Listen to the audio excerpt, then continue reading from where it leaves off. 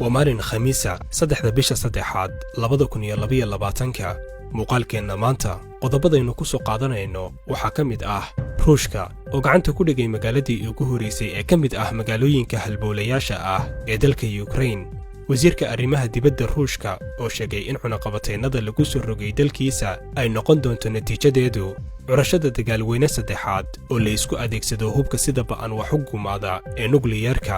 madaxweynaha Ukraine oo qeeladhaan u dirsaday yahuudda caalamka iyo sidoo kale qaramada midoobay oo markii ugu horeysay soo saartay qaraar dhigaya in ruushku oo si shuruud la'aan ah dib uga noqdo Ukraine, halka dalal ay ka mid tahay Eritrea ay diideen qaraarkan. qodobadan iyo qodobo kaleba ayaynu ku falanqayn doonaa muuqaalkeenna maanta. magacaygu waa Cabdiraxmaan Cumar, halkanina waa Abari News. ku soo dhowaada daawadayaal muuqaalkeenna maanta.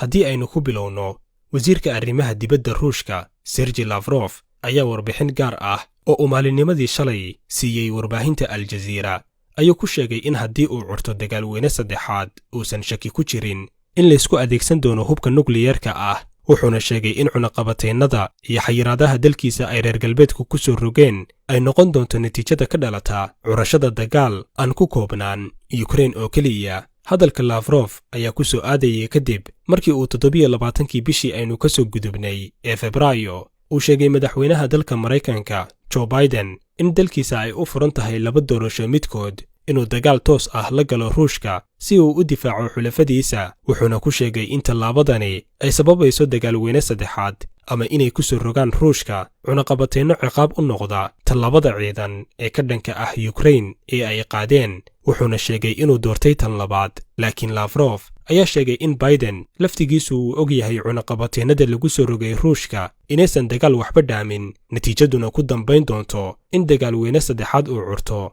sidoo kale wasiirka arrimaha dibadda ee ruushka ayaa sheegay in qorshaha dalkiisu uu cad yahay, kaasi oo ah in hubka dhigis lagu sameeyo dalka Ukraine, sidoo kalena uu rabo ruushku in la helo heshiis rasmi ah oo ay ku xusan tahay dhammaan hubabka ay mamnuuca ka tahay Ukraine inay hesho ama adeegsato. wuxuuna sheegay wasiirka arrimaha dibadda ee ruushka Sergey Lavrov in Ukraine ay awood u leedahay muddo yar gudaheed inay ku samaysato hub nukliyar, ayna haysato dhammaan waxyaabihii u oggolaan lahaa inay qaado tallaabadaasi. laakiin wuxuu sheegay Ukraine oo hesha hub nukliyar waxay halis ku abuuraysaa ruushka, waana midda aanu diidannahay inay dhacdo, ayuu yidhi Lavrov.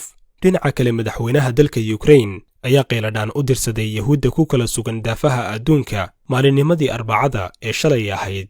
Volodymyr oo asalkiisu uu yahay Yahuudi ayay qeeladhaantiisu ku soo aadaysaa kadib weerar gantaalla ah oo uu ruushku ku qaraacay taawarka ama dhismaha warbaahinta ee ku yaala magaalada Kiev. meeshan uu ruushku ku dhuftay gantaalka ayaa dagaalkii labaad ee adduunka waxaa lagu gubay in ka badan 30,000 oo Yahuudi ah, taasoo fursad u siisay Volodymyr inuu indhaha yahuudda ku soo jeediyo dagaalka ka socda dalkiisa. Volodymyr ayaa yidhi, waxaan la hadlayaa dhammaan yahuudda ku kala sugan daafaha adduunka, ma u jeedaan waxa socda? naasinimadu waxay ku dhalatay aamusnaan, marka codkiina kor u qaada oo ka dhidhiya dilka loo geysanayo Ukrainiyiinta. dhinaca kale, duqa degmada Kherson ayaa sheegay shalay in ciidamada ruushku ay soo galeen magaalada, sidoo kalena ay qabsadeen dhammaan xarumihii halbowlayaasha ahaa. Kherson ayaa noqonaysa magaaladii ugu horeysay oo ka mid ah magaalooyinka waaweyn ee ku yaala dalka Ukraine oo si rasmi ah gacanta ugu wada gasha dalka ruushka. magaalada Kherson ayaa ku taala koonfurta dalka Ukraine, waxaana ku yaala mid ka mid ah dekedaha ugu muhiimsan dalkaasi, waxaana ku nool magaaladan ku dhowaad 300,000 oo qof, iyadoo ah deegaanka lagu sameeyo doomaha dalkaasi Ukraine. magaaladan oo ay dowladda Ukraine bilowgii hore ee dagaalka ku adkaysanaysay inaysan ka bixi karin gacanteeda ayaa hadda si rasmi ah gacanta ugu gashay ciidamada ruushka, waxayna magaaladani ku taallaa dhinaca jasiiradda Crimea oo uu horay ruushku ula wareegay.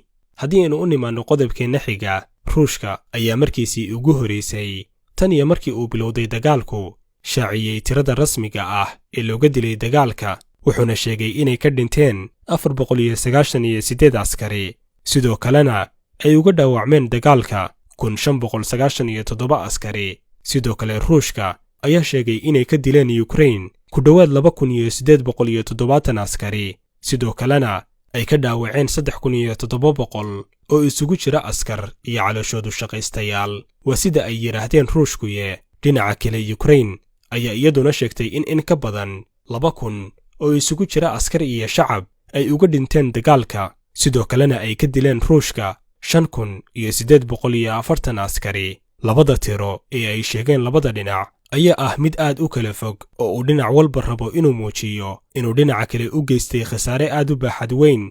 welina ma jirto jiha madax bannaan oo tirakoob rasmi ah ku samaysay khasaaraha ka dhashay dagaalkan. Ukraine came to the General Assembly arguing that Russian aggression is a violation of the UN Charter, as well as a deadly... haddaynu u nimaanno qodobkeenna saddexaad ee maanta, golaha guud ee qaramada midoobay ayaa shalay soo saaray go'aan cusub oo ku aadan dagaalka Ukraine. go'aankan oo ay u codeeyeen dalalka xubnaha ka ah qaramada midoobay ayaa waxaa oggolaaday 141 dowladood. waxaa ka aamusay 34 dal, halka 5 dal ay diideen.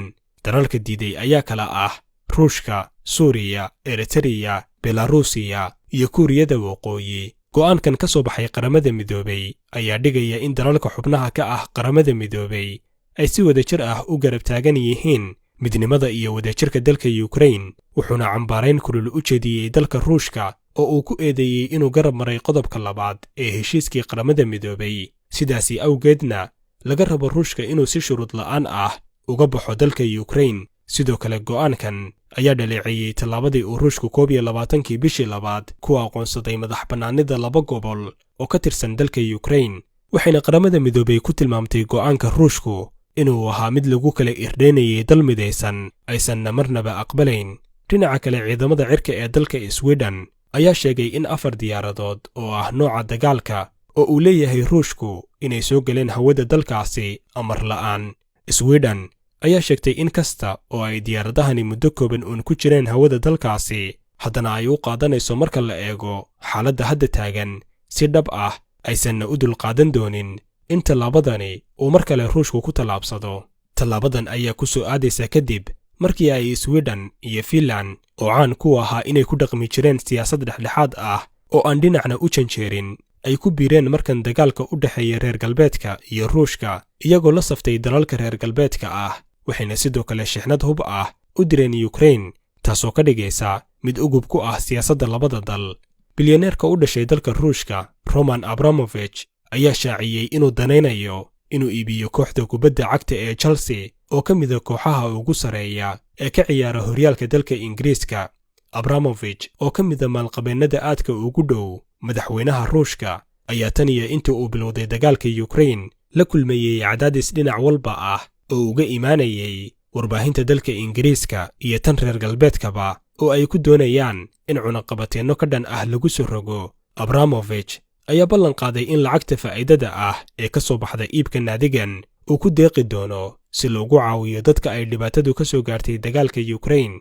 bayaan lagu shaaciyey websaytka kooxda Chelsea ayaa ganacsaday Abramovich wuxuu ku sheegay inay ahayd go'aan adag oo uu qaatay inuu iibiyo naadigan. sannadkii 2003 ayuu Abramovich ku iibsaday 140 milyan oo euro naadiga Chelsea, waxaana haatan lagu qiyaasaa lacagta uu naadigani ku fadhiyo ku dhowaad 3 bilyan oo dollar.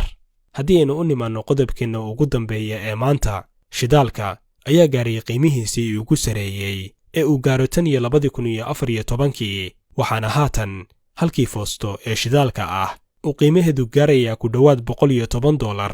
in qiimaha shidaalku uu si xawli ah u kaco tan iyo intii uu bilowday dagaalka Ukraine ayaa loo sababaynayaa inay ka dambeysay cunaqabateennada ay reer galbeedku ku soo rogeen dalka Ruushka oo ah dalka labaad ee ugu shidaal dhoofinta badan adduunka. waxayna sheegtay hay'adda tamarta caalamiga ah in dalalka xubnaha ka ah ay sii deyn doonaan oo ay suuqa gelin doonaan ku dhowaad 60 milyan oo foosto oo ah shidaalka kaydka ay haystaan dalalkaasi si loo ilaaliyo xasilloonida suuqa shidaalka adduunka. wuxuuna sheegay Maraykanku in 30 milyan oo ka mid ah 60 milyan ee ay shaacisay hay'addani ay iyagu sii deyn doonaan. sare u kacan ayaa sidoo kale ku soo aadaya xilli uu adduunku wajahayo sahay la'aan iyo soo kabasho xooggan oo ay dalalka adduunku samaynayeen kadib markii la qaaday xayiraadihii caafimaad ee ay soo rogeen dalalku si loola tacaalo caabuqii koronaha. qiimaha fursada shidaalka ah ayaa ahayd $20 bilowga sanadkan, waxayna hadda maraysaa $110.